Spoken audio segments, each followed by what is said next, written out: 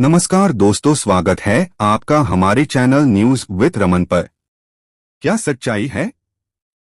18 दिनों में 7वीं हत्या, बांग्लादेश क्यों बन रहा है हिंदुओं के लिए खौफनाक ज़मीन। एक आम नागरिक की जिंदगी की कोई कीमत नहीं रह गई है। आज की ये रिपोर्ट सिर्फ एक हत्या की कहानी नहीं है, बल्कि एक ऐसे डर की तस्वीर है जो धीरे धीरे पूरे समुदाय को अपनी गिरफ्त में लेता जा रहा है।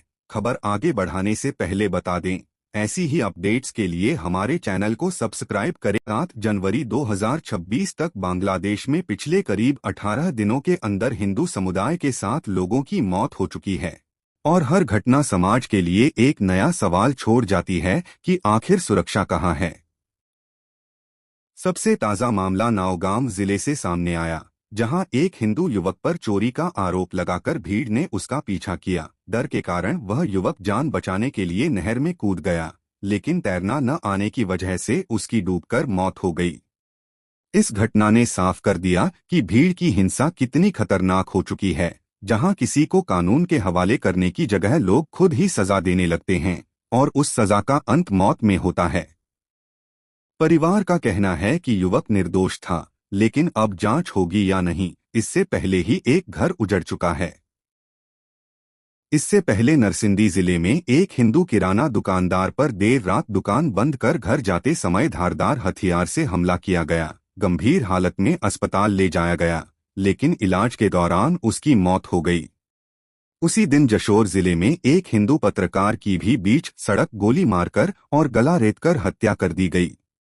एक ही दिन में 2 अलग अलग जगहों पर हिंदू समुदाय के लोगों की हत्या ने पूरे इलाके में डर का माहौल बना दिया और यह साफ संकेत दिया कि ये अब इक्का दुक्का घटनाएं नहीं रहीं।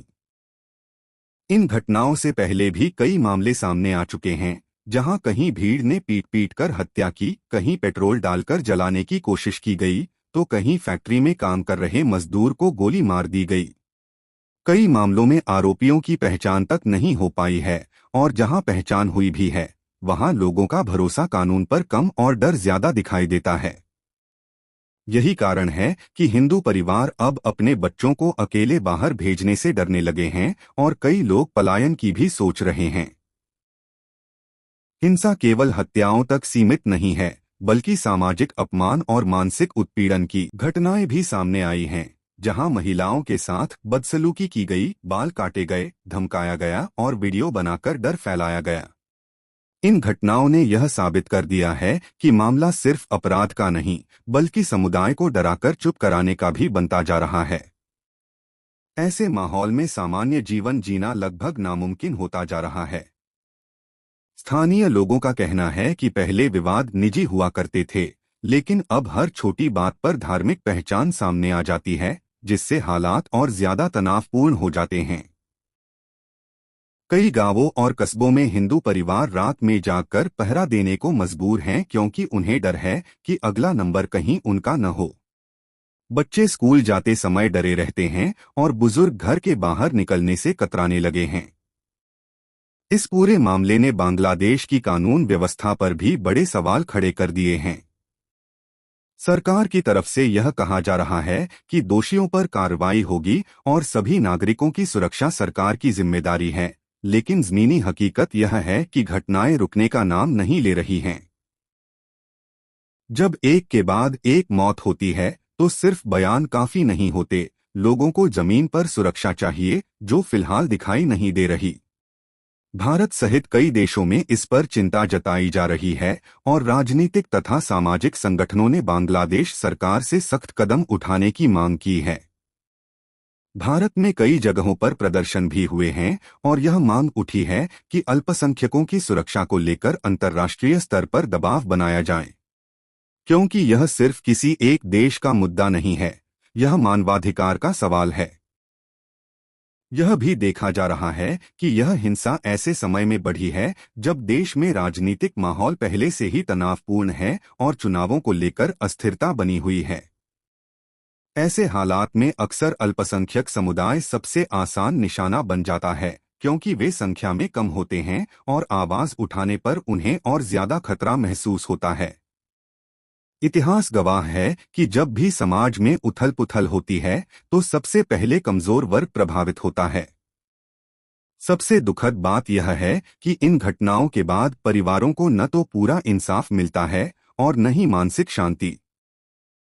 जिन घरों से हंसते खेलते लोग निकले थे, वहां अब सिर्फ मातम है।